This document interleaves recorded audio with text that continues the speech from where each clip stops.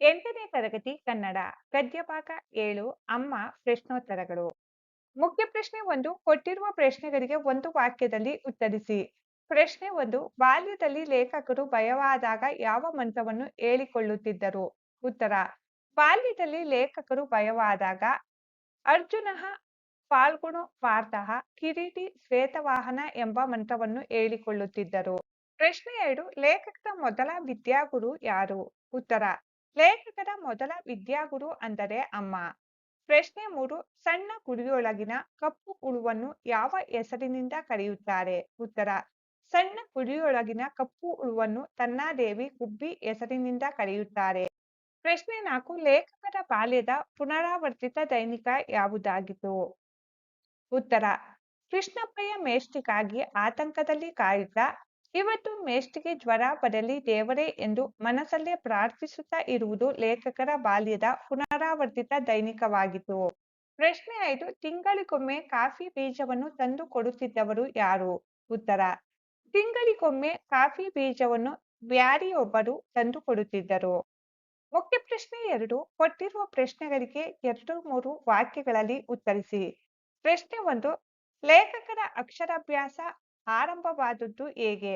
ಉತ್ತರ ಕೆರೆಕೊಪ್ಪದ ಮನೆಯಲ್ಲಿದ್ದಾಗಲೇ ಲೇಖಕರ ಅಕ್ಷರಾಭ್ಯಾಸ ಪ್ರಾರಂಭವಾಯಿತು.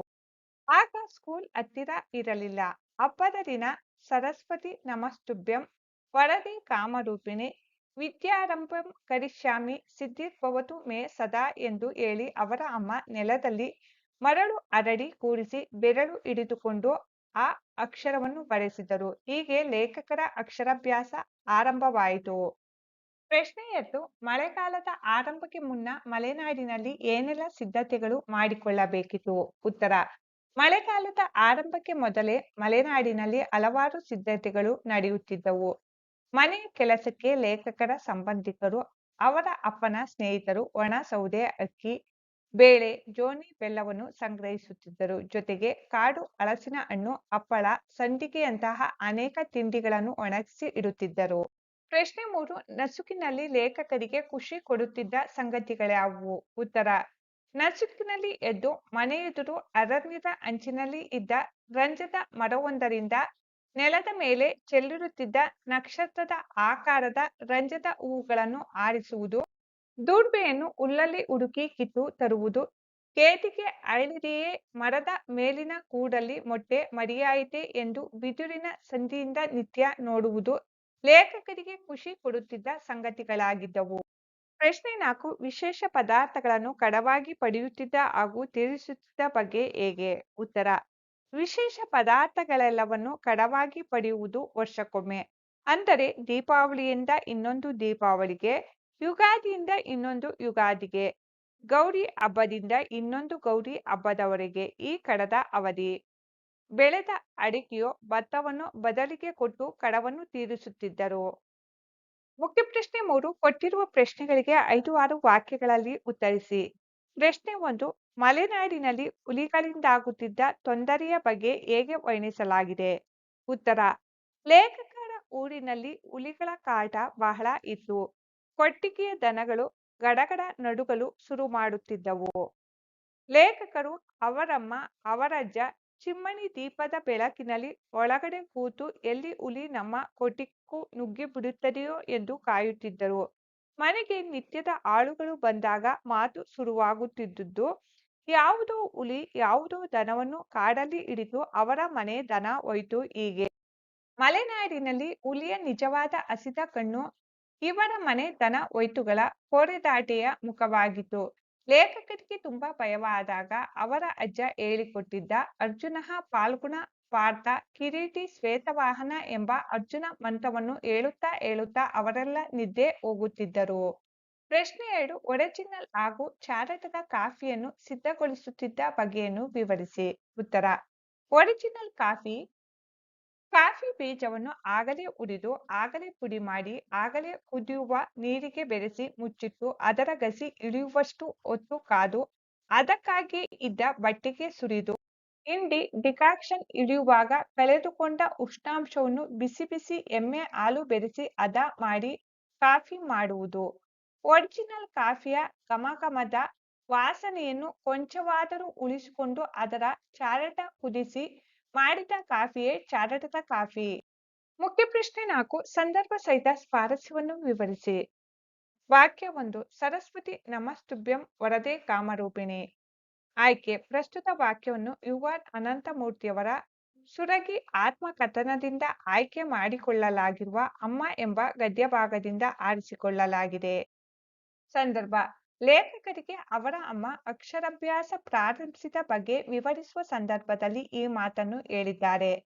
ಲೇಖಕರ ಅಮ್ಮ ಕೆರೆಕೊಪ್ಪದ ಮನೆಯಲ್ಲಿದ್ದಾಗಲೇ ಹಬ್ಬದ ದಿನ ಸರಸ್ವತಿ ನಮಸ್ತುಭ್ಯಂ ವರದೆ ಕಾಮರೂಪಿಣಿ ವಿದ್ಯಾರಂಭ ಕರಿಷ್ಯಾಮಿ ಸಿದ್ಧಿರ್ಭವತು ಮೇ ಸದಾ ಎಂದು ಹೇಳಿ ನೆಲದಲ್ಲಿ ಮರಳು ಹರಡಿ ಕೂಡಿಸಿ ಬೆರಳನ್ನು ಹಿಡಿದುಕೊಂಡು ಆ ಎಂಬ ಅಕ್ಷರವನ್ನು ಬರೆಸಿದರು.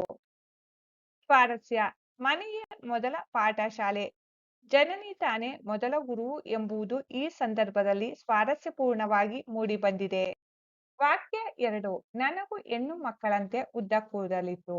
ಆಯ್ಕೆ ಪ್ರಸ್ತುತ ವಾಕ್ಯವನ್ನು ಯು ಆರ್ ಅನಂತಮೂರ್ತಿಯವರ ಸುರಗಿ ಆತ್ಮಕಥನದಿಂದ ಆಯ್ಕೆ ಮಾಡಿಕೊಳ್ಳಲಾಗಿರುವ ಅಮ್ಮ ಎಂಬ ಗದ್ಯಭಾಗದಿಂದ ಆರಿಸಿಕೊಳ್ಳಲಾಗಿದೆ. ಸಂದರ್ಭ ಲೇಖಕ ತಮಗೆ ಚೌಲವಾಗುವುದಕ್ಕೆ ಅಂದರೆ ಕೂದಲು ತೆಗೆಯುವುದಕ್ಕೆ ಮೊದಲು ರಂಜದ ಹೂವನ್ನು ಮುಡಿದುಕೊಳ್ಳುತ್ತಿದ್ದುದರ ಬಗ್ಗೆ ತಿಳಿಸುವ ಸಂದರ್ಭದಲ್ಲಿ ತಮಗೆ ಉದ್ದ ಕೂದಲಿದ್ದುದನ್ನು ಸ್ಮರಿಸುತ್ತಾ ಈ ಮಾತನ್ನು ಹೇಳುತ್ತಾರೆ. ಲೇಖಕರಿಗೆ ಹೆಣ್ಣು ಮಕ್ಕಳಂತೆ ಉದ್ದ ಕೂದಲಿತ್ತು. ಮಗಳು ಬೇಕೆಂಬುದು ಅವರ ಅಮ್ಮನ ಆಸೆಯೂ ಆಗಿತ್ತು. ಅವರು ಒಂದೊಂದು ಸಾರಿ ಲೇಖಕರಿಗೆ ಹುಡುಗಿಯ ಉಡುಪು ತೊಡಿಸಿ ರಂಜದ ಹೂವು ಮುಡಿಸುತ್ತಿದ್ದರು. ಸ್ವಾರಸ್ಯ ಲೇಖಕರು ತಮಗೂ ಉದ್ದ ಕೂದಲಿದ್ದುದು ಹಾಗೂ ಇಷ್ಟಪಟ್ಟು ರಂಜದ ಹೂವನ್ನು ಮುಡಿಯುತ್ತಿದ್ದುದು ಸ್ವಾರಸ್ಯಪೂರ್ಣವಾಗಿದೆ. ವಾಕ್ಯ 3 ಇವತ್ತು ಮೇಷ್ಟಿಗೆ ಜ್ವರ ಬರಲಿ ದೇವರೇ. ಆಯ್ಕೆ ಪ್ರಸ್ತುತ ವಾಕ್ಯವನ್ನು ಯು ಆರ್ ಅನಂತಮೂರ್ತಿಯವರ ಸುರಗಿ ಆತ್ಮಕಥನದಿಂದ ಆಯ್ಕೆ ಮಾಡಿಕೊಳ್ಳಲಾಗಿರುವ ಅಮ್ಮ ಎಂಬ ಗದ್ಯಭಾಗದಿಂದ ಆರಿಸಿಕೊಳ್ಳಲಾಗಿದೆ. ಸಂದರ್ಭ ಲೇಖಕರಿಗೆ ಬಾಲ್ಯದಲ್ಲಿ ಕೃಷ್ಣಪ್ಪಯ್ಯ ಎಂಬ ಮೇಷ್ಟ್ರು ಮನೆಪಾಠ ಹೇಳಿಕೊಡುತ್ತಿದ್ದರು. ಅವರು ಬಹಳ ಕಟ್ಟುನಿಟ್ಟು. ಹಾಗಾಗಿ ಲೇಖಕರಿಗೆ ಅವರು ಪಾಠ ಹೇಳಲು ಬರುವುದು ಇಷ್ಟವಿರಲಿಲ್ಲ. ಆದ್ದರಿಂದ ಇವತ್ತು ಮೇಷ್ಟಿಗೆ ಜ್ವರ ಬರಲಿ ದೇವರೇ ಎಂದು ಲೇಖಕರು ಮನಸ್ಸಿನಲ್ಲೇ ಪ್ರಾರ್ಥಿಸುತ್ತಿದ್ದ ಬಗ್ಗೆ ಇಲ್ಲಿ ತಿಳಿಸಿದ್ದಾರೆ. ಸ್ವಾರಸ್ಯ ಮೇಷ್ಟಿಗೆ ಜ್ವರ ಬಂದರೆ ಅವರು ಪಾಠ ಹೇಳಿಕೊಡಲು ಬರುವುದಿಲ್ಲ ಎಂದು ಲೇಖಕರು ಹೇಳುವ ಮಾತು ಬಹಳ ಸ್ವಾರಸ್ಯಕರವಾಗಿದೆ.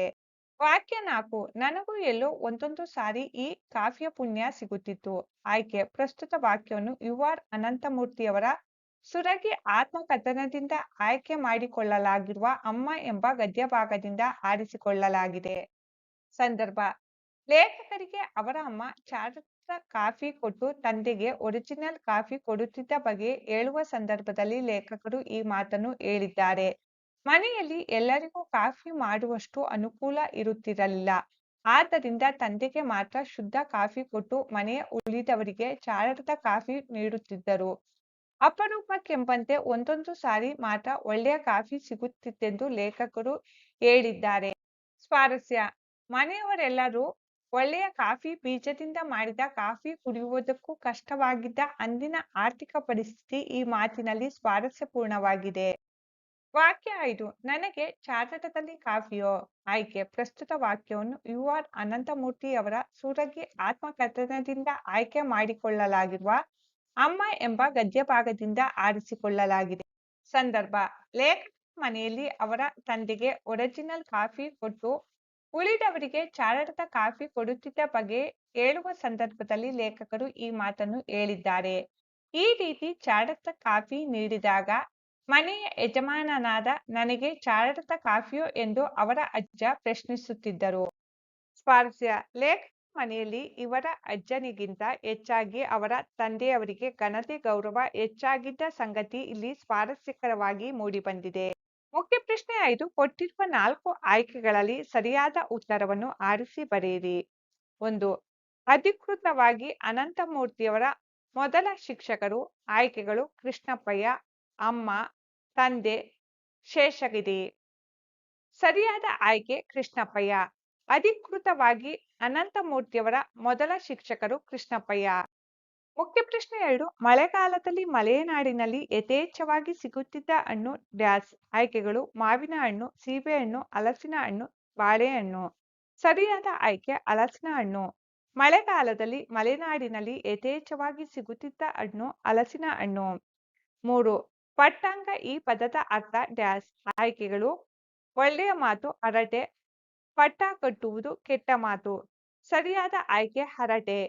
ಪಟ್ಟಾಂಗ ಈ ಪದದ ಅರ್ಥ ಹರಟೆ. 4. ಕಡೆಗೋಲು ಪದವು ಡ್ಯಾಶ್ ಸಂಧಿಗೆ ಉದಾಹರಣೆಯಾಗಿದೆ. ಆಯ್ಕೆಗಳು: ಆಗಮ ಸಂಧಿ, ಗುಣಸಂಧಿ, ಲೋಪಸಂಧಿ, ಆದೇಶ ಸಂಧಿ. ಸರಿಯಾದ ಆಯ್ಕೆ ಆದೇಶ ಸಂಧಿ. ಕಡೆಗೋಲು ಪದವು ಆದೇಶ ಸಂಧಿಗೆ ಉದಾಹರಣೆಯಾಗಿದೆ. 5. ಸಕ್ಕರೆ ಪದದ ತತ್ಸಮ ರೂಪ ಡ್ಯಾಶ್. ಆಯ್ಕೆಗಳು: ಸರ್ಕರಿ, ಸಕ್ಕರಿ, ಸರ್ಕರ, ಸರಕಾರಿ, ಸರ್ಕರ. ಅಭ್ಯಾಸ ಚಟುವಟಿಕೆ. ಮುಖ್ಯ ಪ್ರಶ್ನೆ 1 ಕೊಟ್ಟಿರುವ ಪ್ರಶ್ನೆಗಳಿಗೆ ಉತ್ತರಿಸಿ. ಪ್ರಶ್ನೆ 1 ಸಮಾಸ ಎಂದರೇನು? ಉತ್ತರ: 2 ಅಥವಾ 2ಕ್ಕಿಂತ ಹೆಚ್ಚು ಪದಗಳು ಅರ್ಥಕ್ಕನುಸಾರ ಒಟ್ಟು ಸೇರಿ ಪೂರ್ವ ಪದದ ಅಂತ್ಯದಲ್ಲಿ ವಿಭಕ್ತಿ ಪ್ರತ್ಯಯವಿದ್ದರೆ ಅದು ಲೋಪವಾಗಿ ಒಂದೇ ಪದವಾಗುವುದೇ ಸಮಾಸ. ಪ್ರಶ್ನೆ 2 ಸಮಾಸಗಳಲ್ಲಿ ಎಷ್ಟು ವಿಧ? ಪಟ್ಟಿ ಮಾಡಿ. ಉತ್ತರ: ತತ್ಪುರುಷ ಸಮಾಸ, ಕರ್ಮಧಾರಯ ಸಮಾಸ, ದ್ವಿಗು ಸಮಾಸ, ಅಂಶಿ ಸಮಾಸ, ದ್ವಂದ್ವ ಸಮಾಸ, ಬಹುವ್ರೀಹಿ ಸಮಾಸ, ಕ್ರಿಯಾ ಸಮಾಸ, ಗಮಕ ಸಮಾಸ ಎಂಬ 8 ವಿಧದ ಸಮಾಸಗಳಿವೆ. ಪ್ರಶ್ನೆ 3 ತತ್ಪುರುಷ ಸಮಾಸ ಎಂದರೇನು? ಉತ್ತರ: ಪೂರ್ವೋತ್ತರ ಪದಗಳು ನಾಮಪದಗಳಾಗಿದ್ದು ಪೂರ್ವಪದದ ಅಂತ್ಯದಲ್ಲಿರುವ ವಿಭಕ್ತಿ ಪ್ರತ್ಯಯ ಸಮಾಸವಾಗುವಾಗ ಲೋಪವಾದರೆ ಅದೇ ತತ್ಪುರುಷ ಸಮಾಸ. ಪ್ರಶ್ನೆ 4 ಕರ್ಮಧಾರಯ ಸಮಾಸದ ವಿಧಗಳ್ಯಾವುವು? ಉತ್ತರ: ಕರ್ಮಧಾರಯ ಸಮಾಸದ ವಿಧಗಳು 4.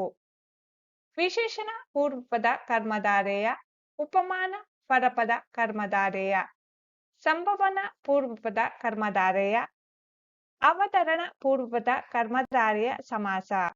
ಪ್ರಶ್ನೆ 5 ದ್ವಿಗು ಸಮಾಸ ಎಂದರೇನು? ಉದಾಹರಣೆ ಕೊಡಿ. ಉತ್ತರ: ಪೂರ್ವಪದ ಸಂಖ್ಯಾವಾಚಕವಾಗಿದ್ದು ಉತ್ತರ ಪದ ನಾಮಪದವಾಗಿದ್ದರೆ ಅದು ದ್ವಿಗು ಸಮಾಸ. ಉದಾಹರಣೆಗೆ 4 + ದೆಸೆ ನಾಲ್ದೆಸೆ, ಪಂಚಗಳಾದ + ಇಂದ್ರಿಯ ಪಂಚೇಂದ್ರಿಯ. ಕೃತಿಕಾರರ ಪರಿಚಯ. Doctor U.R.. ಅನಂತಮೂರ್ತಿ. ಇವರ ಪೂರ್ಣ ಹೆಸರು ಉಡುಪಿ ರಾಜಗೋಪಾಲಾಚಾರ್ಯ ಅನಂತಮೂರ್ತಿ. ಕಾಲ ಸಾಮಾನ್ಯ ಶತ 1932 ರಿಂದ 2014. ಸ್ಥಳ ಶಿವಮೊಗ್ಗ ಜಿಲ್ಲೆಯ ತೀರ್ಥಹಳ್ಳಿ ತಾಲೂಕಿನ ಮೇಳಿಗೆ. ವೃತ್ತಿ ಪ್ರಾಧ್ಯಾಪಕರು ಹಾಗೂ ಕುಲಪತಿಗಳು. ಕೃತಿ ಸಂಸ್ಕಾರ, ಭವ, ಅವಸ್ಥೆ, ಭಾರತೀಪುರ ಇವರ ಕಾದಂಬರಿಗಳು.